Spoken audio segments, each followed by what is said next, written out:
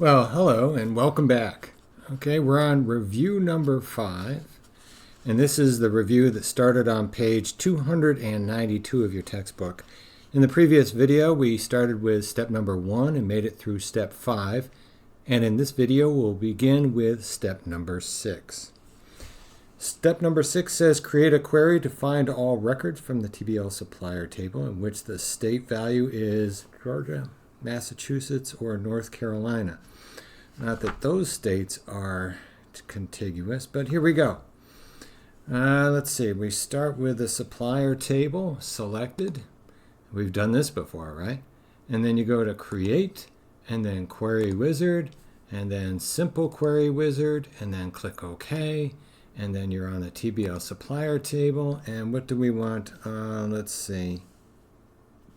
It says Display all the fields, and we choose Next. And then in the next screen, we name it QRY, selected states.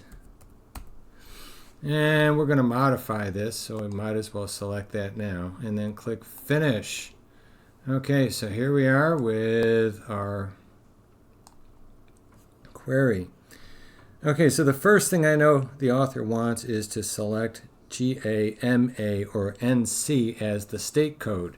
So we go over to the state field, make sure it's a state field, and then in the criteria row, it's right underneath that check mark, and we type in, and then parentheses, and remember you need a quote for every text literal that you're adding to this list. Okay, so we include GA, quote, comma, quote, MA, quote, comma, quote, NC, quote, close parentheses. Okay, we're going to display all the fields in the query record set, and then we're going to sort in descending order by the company name. Okay, so this is important now. It's unusual, but it's important to the author. Under the company, we're going to select descending sort. Okay, hey, take a look. Let's see what we get. Okay, so the list starts at the top with Zach's Pet Supplies, and it works its way down to Boston Medical. The list includes 7 records, so there are a total of 7 out of the 20 records that originally started in the supplier table. And that's what you get. So that one's done.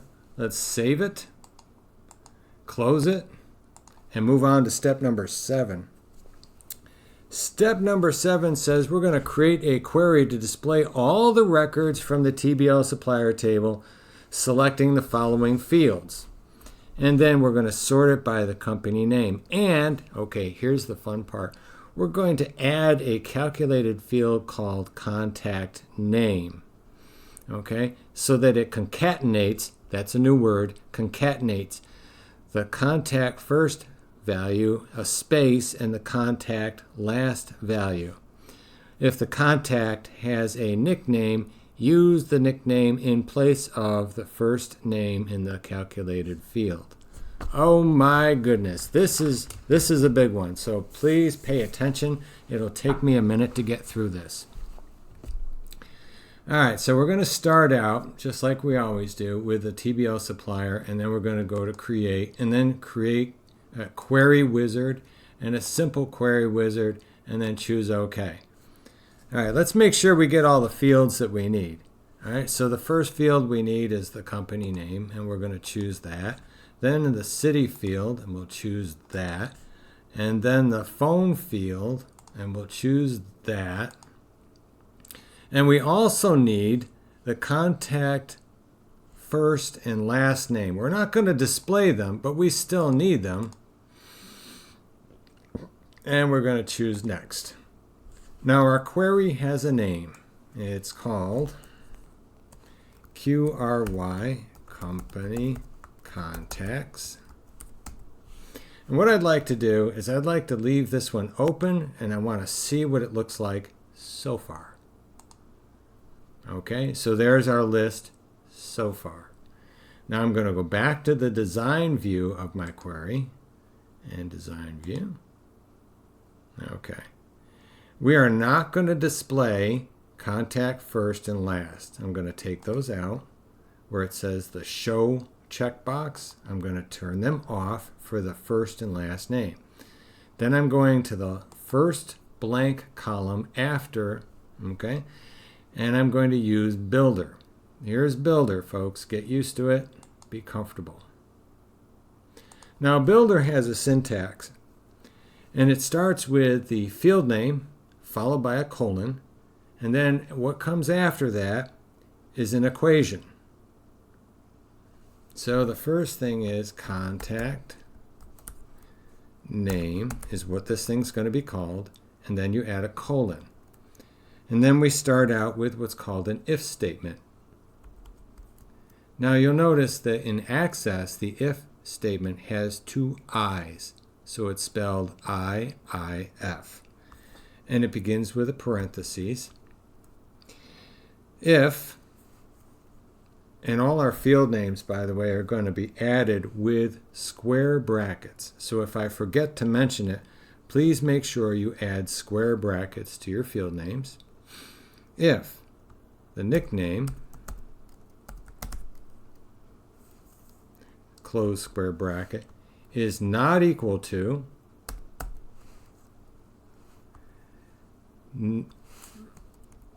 null, okay, null. That means there's something in the nickname field. If the nickname has something in it, here's what I want to do. I'm going to use a comma here, and I'm going to say, I want you to spell the name using the nickname, square bracket. Then I'm going to concatenate with an ampersand, a space, a quote, a space, another quote, another space, and an ampersand, followed by, in square brackets, the contact's last name.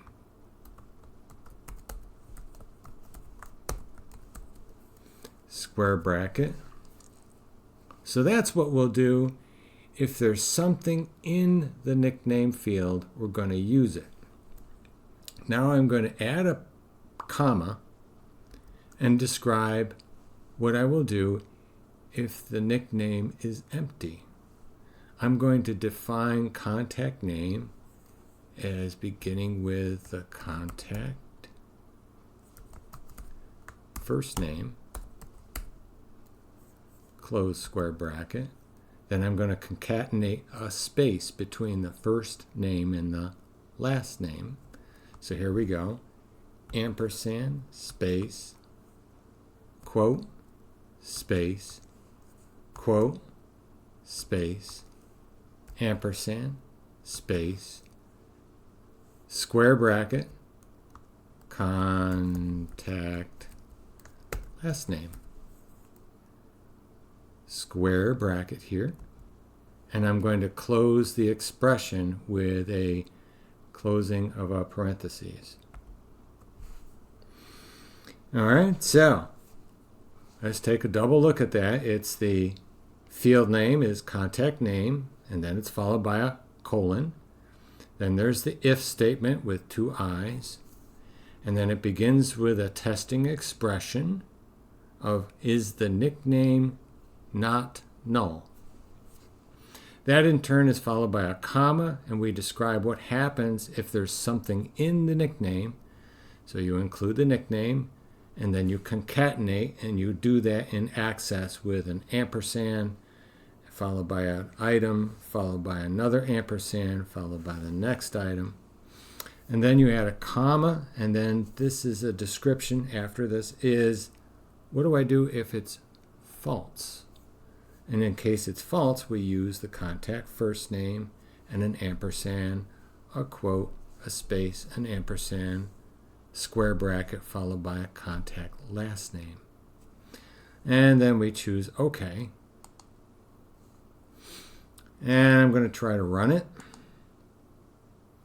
And that's what the result I should get. All right. You should see your name at the top of the list. Okay, you should see your name at the top of the list. The other thing you can do is you can check to make sure that Pet Medical has J.J. Baxter.